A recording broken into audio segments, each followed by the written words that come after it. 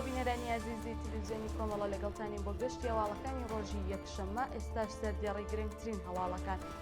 هێرشی کۆماری ئیسلامی بۆ سەربنکەکانی حیزبەکانی ڕۆژهەڵاتی کوردستان، ئازادی کاتی ڕەسوڵ یادیار بە دانانی بارمتەی قورس، سەپاندنی زیاتر لە 37 ساڵ زیندانی تەعزیری بەسەر بەندکراوێکی سیاسیدا، ناڕەزایەتی کرێکارانی شرکەتی سەهامی عەداڵەت و لە سێدارەدانی موجتەباکیان لەلایەن دەستگای قەزایی ڕژیمەوە.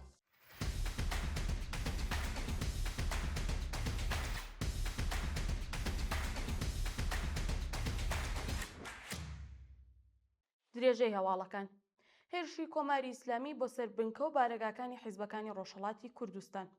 ڕۆژی ڕابردوو ڕژیمی کۆماری ئیسلامی و میلیشیاکان لە ناوچەکە بە چەندین درۆنی ئینتحاری و موشکی مامناوەند هێرشیان کردە سەر حیزبەکانی ڕۆژهەڵاتی کوردستان. بە پێی دوایین زانیاریەکان شەوی شەممە 2 جۆزەردانی 1450 تاوی دووجار بە درۆن هێرشکرایە سەر مقڕەکانی کۆمەڵی زەحمەتکێشانی کوردستان لە دۆڵی ئالانە. سەرچاوەکانی هەواڵ ئاماژە بەوە دەکەن کە 2 درۆنیش لەلایەن فڕۆکە هاوپەیمانانەوە خراوەتە خوارەوە. شایانی باسە کە هاوکات بارەگاکانی چەمشاری پارتی ئازادی کوردستان لە نزیک دارە شەکرانیش بە 4 موشک هێرشکرایە سەری. ئازادی کاتی ڕەسوڵ یادیار بە دانانی بارمتەی قورس. بە پێی راپۆرتی گەیشتوو ڕەسوڵ یادیار هاوڵاتی خەڵکی بۆکان دوای زیاتر لە 4 مانگ دەست بەسەرکران و ڕاگررتنی لە گورتوخانە ناوەندە ئەمنیەکان بە شێوەیەکی کاتی ئازاد کراوە. بۆ وتەی سەرچاوەکانی هەواڵ ناوبراو لە ماوەی دەست بەسەرکرانیدا بەبێ دەستڕاگەیشتن بە پارێزەر چاوپێکەوتن و پەیوەندی لەگەڵ بنەماڵەکەی ڕاگیراوە و بەهۆی ئەشکەنجەی توندی جەستەییەوە دۆخی تەندروستی لە مەترسیدا بووە. شایانی باسەکە ناوبراو ڕۆژی شەممە 2 جۆزەردانی 1450 هەتاوی بە دانانی بارمتەی قورسی 6 ملیارد تمەنی لە زیندان ئازاد کراوە. سەپاندنی زیاتر لە 37 ساڵ زیندانی تەعزیری بەسەر بەندکراوێکی سیاسیدا.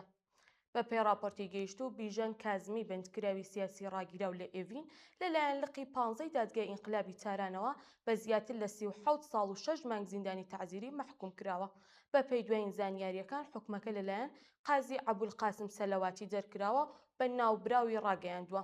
سەرچاوەکانی هەواڵ ئاماژە بەوە دەکەن کە بیژەن کاسمی پێشتر بە تۆمەتەکانی کۆبوونەوە و هاوپەیمانی بۆ ئەنجامدانی تاوان دژ بە ئاسایشی ناوخۆیی و دەرەکی و ئەندامەتی گروپە دژبەرەکانی دەوڵەت تاوانبار کرابوو.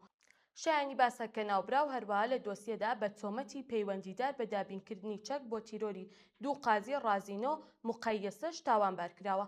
تۆمەتێکە کە بە وتەی سەرچاوە ئاگادارەکان پێشتر لەلایەن بەرپرسانی ئەمنیەتیەوە ڕەتکرابووە. ناڕەزایەتی کرێکارانی شرکەتی سەهامی عەداڵەت. ڕۆژی ڕابردوو کرێکارانی شرکەتی سەهامی عەداڵەت دژ بە خراپی دۆخی ژیان و مەعیشەتیان و هەروەها پێدانی حەق دەسە دواخراوەکانیان لە بەردەم وەزارەتی ئابووری کۆبوونەوە. بەشداربووانی کۆبوونەوەکە ئاماژە بەوە دەکەن کە بەهۆی پێنەدانی حەقدەست و مەزایە دواخراوەکانیان و هەروەها لە سەرەوەبوونی نرخی هەڵاوسان لە ئێران لە دۆخێکی زۆر خراپی ئابووریدا دەژین و تەنانەت توانای دابینکردنی سەرەتاترین پێداویستیەکانی ژیانی بنەماڵەکانیان نییە.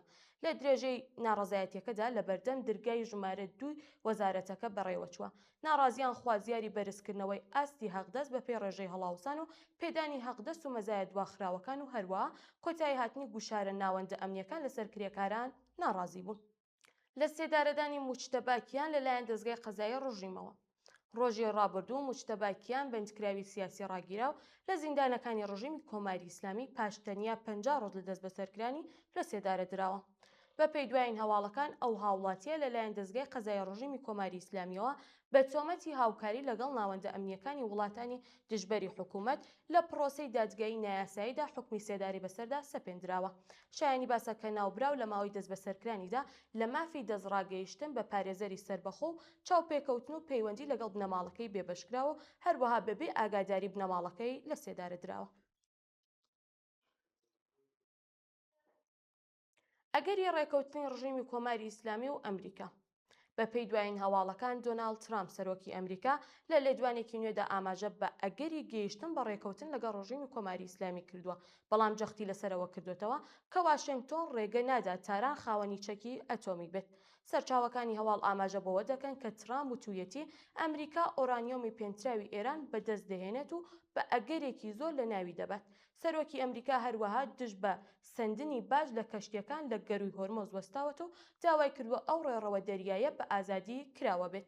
شایانی باسە کە ئەو لێدوانە پاش ئەوە هات کە راپۆرتێک باز لەوە دەکات موجتەبا خامنەی فەرمانی داوە ئۆرانیۆم نزیک لە ئاستی چەکی ئۆتۆمی لە وڵات نەگوازرێتەوە.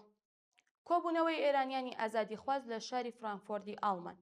ڕۆژی ڕابردوو کۆمەڵێک لە ئێرانیانی ئازادیخوازی دانیشتووی شاری فرانکفۆرتی ئاڵمان لە چەندومین هەفتەدای ئاکسیۆنی شەمەکانی ناڕازایەتی نابۆ سێدارە و نابۆ کۆماری ئیسلامیان بەڕێوە برد. بەپێی ئەو وێنانەی کە بەدەستی ناوەندی هەواڵی کۆمەڵە گەیشتوون، بەشداربووانی ئاکسیۆنەکە بە وتنەوەی دروشمی دژ بە دەسەڵاتی جەنایەتکارانی کۆماری ئیسلامی و هەروەها بەرزکردنەوەی پلاکاردی نابۆ سێدارە و مەرگ و نەمان بۆ کۆماری ئیسلامی خوازیاری هەڵوەشانەوەی حکمی سێدارەی هەموو بەندکراوان لە ئێران و ئازادی دەست بەجێی هەموو زیندانیانی سیاسی و عەقیدەتی و هەروەها سزادانی تاوانبارانی دژ بە خەڵک بوون. هەروەها هاوڵاتیانی بەشداربووی کۆبوونەوەکە جەختیان لەسەر ئەوە کردوێتەوە کە تا کاتی وەدیهاتنی خوازیاریەکانیان درێژە بە چالاکیەکانیان دەدەن و داوایان لە کۆمەڵگە نێودەوڵەتیەکان کرد کە دژ بە جەنایەتەکان بەرپرسی ڕژیمی کۆماری ئیسلامی هەڵوێستێکی تونتریان هەبێت. دوایین هەواڵ کوژران و برینداربوونی زیاتر لە 27 کەس بەهۆی تەقینەوەی شەمەندەفەرێک لە پاکستان. ڕۆژی شەممە 2 جۆزەردانی 1405 هەتاوی بەهۆی تەقینەوەیەک لە ئەیاڵەتی بەلوچستانی پاکستان 2 واگۆنی شەمەندەفەرێک لە ڕێڕەوەکانیان لایەنداوە بۆتە هۆی کارەساتێک لە ناوچەکە. بەپێی دوایین زانیاریەکان لە ئەنجامی ئەم ڕووداوەدا کە لە ناوچەی چەمەنی شاری کوێتی پاکستان ڕوویداوە 7 شارۆمەندی پاکستان گیانیان لەدەستداوە و هەروەها زیاتر لە 20 کەسی دیکەش بە سەختی بریندار و ڕەوانی نەخۆشخانە کراون.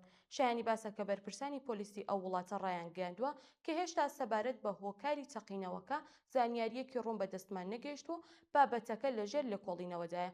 ئەمە لە کاتێکدایە کە بەپێی ئەو وێنانی کە بەدەستمان گەیشتون ژمارەیەکی زۆری ئۆتۆمبیلی هاوڵاتیان لە شوێنی ڕووداوەکە لە ئاگردا سوتاون و ئەمەش تووڕێیەکی زۆری لە نێوان خەڵک دژ بە حکوومەت ساز کردووە.